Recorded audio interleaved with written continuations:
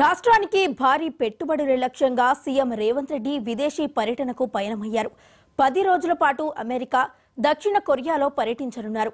ఆయనతో పాటు ఐటీ పరిశ్రమల శాఖ మంత్రి శ్రీధర్ బాబు, ఐటీ పరిశ్రమల శాఖ ప్రత్యేక ప్రధాన కార్యదర్శి జయేష్ రంజన్, పలువురు ఉన్నతాధికారులు కూడా వెళుతున్నారు.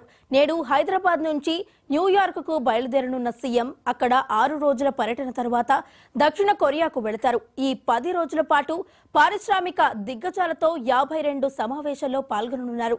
50,000 కోట్ల పెట్టుబడులకు సంబంధించిన ఒప్పందాలు ఉంటాయని అధికార వర్గాలు అంచనా వేస్తున్నాయి.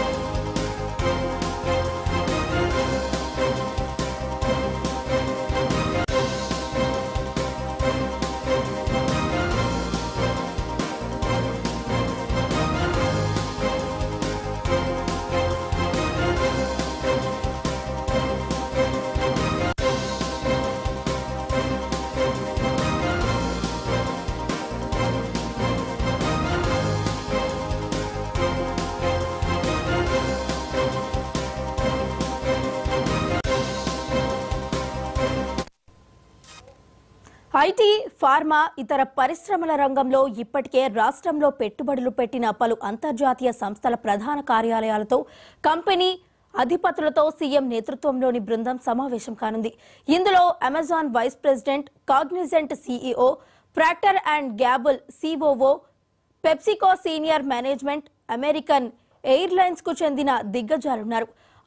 వాషింగ్టన్లోని ప్రపంచ బ్యాంక్ ప్రధాన కార్యాలయంలో ప్రపంచ బ్యాంక్ అధ్యక్షుడితోనూ సీఎం భేటీ కానున్నారు.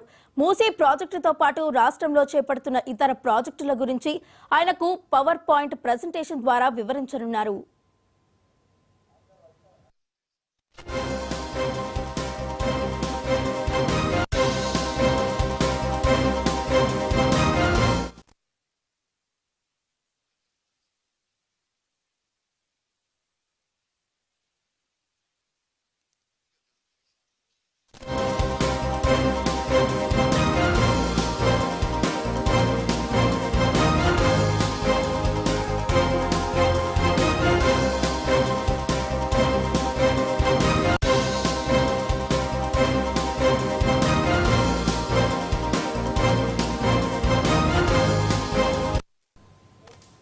ఈ ప్రాజెక్టుల్లో ప్రపంచ బ్యాంక్ భాగస్వామ్యం కావాలని, ఆర్థిక సాయం చేయాలని కోరే అవకాశాలున్నాయని అధికార వర్గాలు తెలిపాయి.